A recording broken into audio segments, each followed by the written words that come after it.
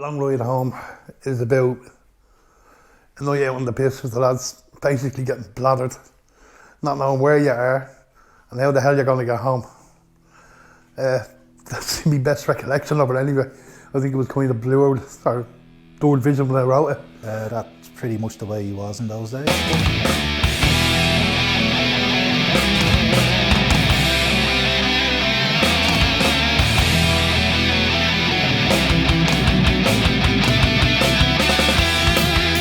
I remember Dave came up with the riff and it didn't actually sound like a Celtic Legacy song because of what we'd written.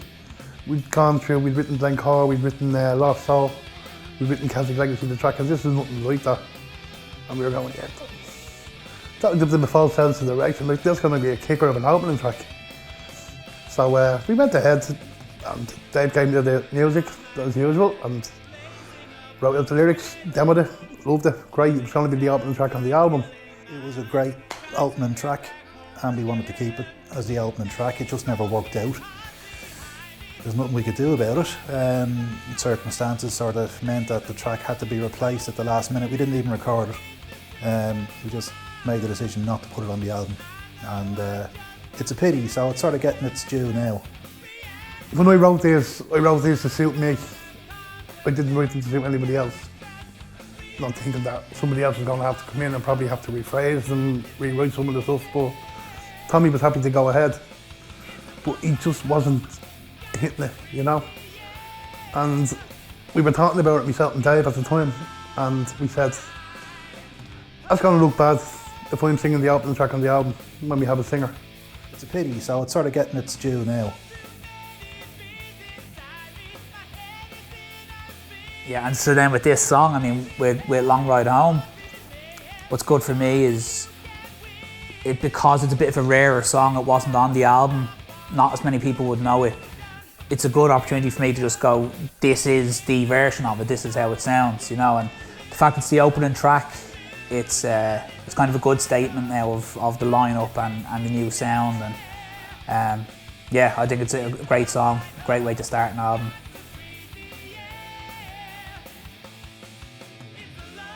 Basically, I'd wanted to join Celtic Legacy for about the last 15, 16 years. I remember making a kind of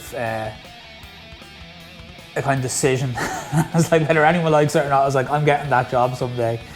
And then, you know, then the band sort of split up, so that made it a bit harder to get. And then they got back together in various guises. And Dave came to me a couple of years ago asking, would I be interested? Just thinking maybe I might have been too busy with old season or something, but it's luckily the way we have it worked out, you know, nothing's too rushed, nothing's if something clashes, it's okay, we can figure things out, you know. So yeah, so like to be able to stay in the two bands and not have any kind of conflict or any dramas around it has been great. But yeah, I'm delighted to, you know, it's been a long process getting here, recording wise, you know, it's been I think about 3 years since we first talked about it, so the fact we're finally here now and we're so close to actually have the album out there is great. Yeah. It's freshened everything up, absolutely freshened everything up, it's the business. Couldn't do any better. Delighted the way things are going. And delighted for being asked back on board. I'd never even considered re-recording any of this stuff before, but when I got the call off Dave, it's hard to say no, to be pretty honest. Enjoying it, having a laugh doing it, taking our time, trying to do what we should have done first time round. Wait until we have the resources to do it the way we wanted to do it. But like I said, that's the way it goes.